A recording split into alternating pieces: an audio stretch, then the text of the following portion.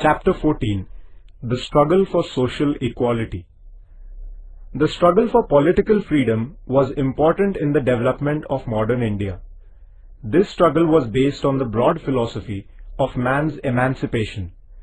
Naturally, in the course of this struggle, there ensued an opposition to things such as feudalism, social inequality, economic exploitation, along with an opposition to political dependence. Like freedom, the principle of equality is also very important. The contribution of the movements launched by peasants, workers, women and Dalits and the stream of socialism that gave importance to equality is significant from this point of view. One cannot understand the development of modern India without understanding this contribution. Let us, therefore, study some of these important movements. The peasant movement. The economic policies of the British adversely affected the Indian peasants. The British government used to protect the landlords and moneylenders. They exploited the peasants. The peasants rose in revolt against this injustice on many occasions. The peasants in Bengal formed their union and revolted against the compulsion of cultivating indigo. The play Neel Darpan, written by Deenbandhu Mitra, brought to the notice of the society the wretched conditions of the peasants producing indigo. In 1875, the peasants in Maharashtra rose in revolt against the atrocities of the landlords and moneylenders. The peasants in Uttar Pradesh formed Kisan Sabha in 1918 under the leadership of Baba Ramchandra. The Mopla peasants rose in a great revolt in Kerala. The British government crushed this uprising. At the initiative of Professor N.G. Ranga, the Akhil Bharatiya Kisan Sabha was formed in 1936. Swami Sahajanand Saraswati was its president. The Sabha presented a declaration of peasants' rights to the Indian National Congress. In the same year, the annual session of the Congress was held at Faizpur in Maharashtra. Thousands of peasants attended this session. In this session, the Congress adopted the program of the Kisan Sabha. In 1938, the crops in eastern Khandesh were destroyed due to heavy rains. The peasants were ruined. In order to get the land revenue waived, Sane Guruji organized meetings and processions in many places and took out marches to the collector's office. The peasants joined the revolutionary movement of 1942 in great numbers. Workers' unions. Industries like textile mills and railway companies had started in India in the latter half of the 19th century. Though the emergence of the working class had not reached a sizable proportion, efforts were made during this period to solve the problems of the workers. Shashipad Banerjee and Narayan Meghaji Lokhande organized the workers at the local level. Lokhande's contribution to the working class movement was so important that he is described as the father of the Indian workers' movement. At about the same time, an agitation was launched against the wretched conditions of the tea plantation workers in Assam. The workers of the Great Indian Peninsular GIP Railway called a strike for their demands. At the time of the anti-partition agitation, Indian workers had struck their work from time to time in support of Swadeshi. However, there was no large-scale workers' organization to solve the problems of workers. After the First World War, because of industrialization, the working class in India grew in size. This necessitated the formation of a nationwide organization of workers. The All India Trade Union Congress, AITUC, was founded out of this necessity in 1920. The labor leader N.M. Joshi played a major role in the working of the AITUC. Lala Lajpat Rai was the president of the first session of the AITUC. He told the workers to actively participate in the national movement. Socialist leaders like Shripad Amrut Dange, Muzaffar Ahmed and others propagated socialist ideas among the workers and built militant unions of the workers. The Mill Workers Union in Mumbai went on a strike for 6 months in 1928. Many such strikes were called by railway workers, jute mill workers and others. The British government was disturbed to see this growing strength of the trade union movement. Legislations were made to suppress this movement. The struggle of the trade union movement complemented the national struggle. The socialist movement. Many of the young people in the Congress began to feel that it was necessary to overthrow the British government in order to protect the interests of the common people. They also began to realize that the society should be restructured on the principle of economic and social equality. This awareness resulted in the emergence and growth of the socialist ideology in India. While they were in jail at Nashik, the socialist youths in the Congress decided to form a socialist party within the Congress. As per this decision, the Congress Socialist Party was founded in 1934. It comprised leaders such as Acharya Narendra Dev, Jai Prakash Narayan, Minu Masani and Dr. Ram Manohar Lohia.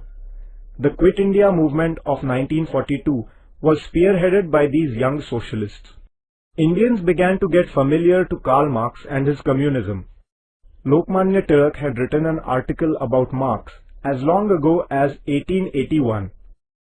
After the First World War, influence of communism became noticeable in India. Manavendranath Roy had participated in the international communist movement. In 1925, the Communist Party was established in India. Young communists formed militant organizations of the workers and of peasants. The British government was alarmed by the communist movement. The government decided to crush the movement. Muzaffar Ahmad, Shripad Amrut Dange, Nilkantha Joglekar and others were arrested. They were charged with the planning of a conspiracy to overthrow the British rule. They were given different terms of sentences. This trial took place at Meerut. Therefore, it is known as the Meerut conspiracy case. Even after the Meerut trial, the communist influence on the workers' movement remained constant. Women's emancipation. In the Indian society, women had a secondary status. Due to many evil practices and customs, they were subjected to great injustice. We have studied in the lessons on the Renaissance in India that in the modern age, there was an awakening against this injustice. Some men reformers took the initiative in the women reform movement, but in the course of time, leadership provided by women began to emerge. They founded their own independent organizations. The Arya Mahila Samaj and Sharda Sadan founded by Pandita Ramabai and the Seva Sadan founded by Ramabai Ranade are examples of this. Also, the Bharat Mahila Parishad 1904 and the All India Women's Conference 1927 were founded. Therefore, this institutional work reached the national level. Through these organizations, women began to fight for their issues such as the right to inheritance, the right to vote, etc. In the 20th century, women's participation in public life began to increase. Women's participation in the national movement and the revolutionary work was significant. After the introduction of the Act of 1935, women were included in the provincial ministries. After independence, the principle of the equality of men and women had been emphatically stated in the Constitution of India. The Dalit movement. The social structure in India was based on inequality. Social reformers like Mahatma Jyotirao Phule, Narayan Guru brought about the awakening of the people.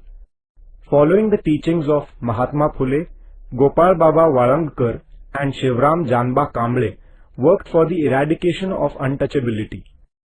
In his book Vitar Vidhwansan, Walangkar presented the deconstruction of untouchability. In Tamil Nadu, Periyar Ramaswamy started a movement for the eradication of untouchability. In the state of Kolhapur, Rajarshi Shahu Maharaj did substantial work for the abolition of caste distinction. Maharshi Vitthal Ramji Shinde started the institution, the Depressed Classes Mission, for the progress of the Dalits. The Justice Party did valuable work in the south. Mahatma Gandhi took up the issue of the eradication of untouchability, thereby trying to remove the injustice inflicted on the Dalits. Under the leadership of Dr. Babasaheb Ambedkar, the Dalit struggle acquired the dimension of a broad movement. Dr. Babasaheb Ambedkar aimed at establishing a society based on the principles of liberty, equality and fraternity. He was convinced that the injustice to the Dalits and inequality would not end unless the caste system was entirely rooted out. Social equality, according to him, is a right of the Dalits. He intended carrying on a movement based on self-respect. It is from this point of view that he founded the Bahishkrut Hitkarani Sabha in July 1924. He inspired his followers with the message, "Get education, get united and fight." Babasaheb Bole got a bill passed in the Mumbai Provincial Assembly whereby the public water reservoirs were to be opened to the untouchables. However, in reality, the water reservoirs remained out of the reach of the Dalits. Therefore, Dr. Babasaheb Ambedkar and his followers staged a satyagraha at the Chaudhar Lake in Mahad. They burnt the Manusmriti that advocated inequality.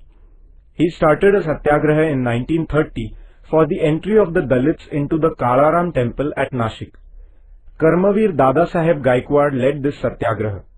Dr. Babasaheb Ambedkar started periodicals such as Mook Nayak, Bahishkrut Bharat, Janata and Samata for bringing about social awakening and for giving vent to the woes of the Dalits. We have previously studied the work of Dr. Babasaheb Ambedkar in relation to the Pune Pact and the Round Table Conferences. Dr. Babasaheb Ambedkar founded the Independent Labour Party with a view to solving the problems of the labourers. In the legislature, he opposed the laws that went against the interests of the workers. He founded the All India Scheduled Castes Federation in 1942 in order to put forth the Dalit issues forcefully. Through the Constitution of India, Dr. Babasaheb Ambedkar made a significant contribution to the creation of a social order based on equality in modern India. In 1956, along with his innumerable followers, he embraced Buddhism that upholds humanity and equality. The awakening among the exploited constituents of the Indian society lent a broader base to the national movement. It led to the creation of an atmosphere conducive to the removal of the failings in the Indian social order.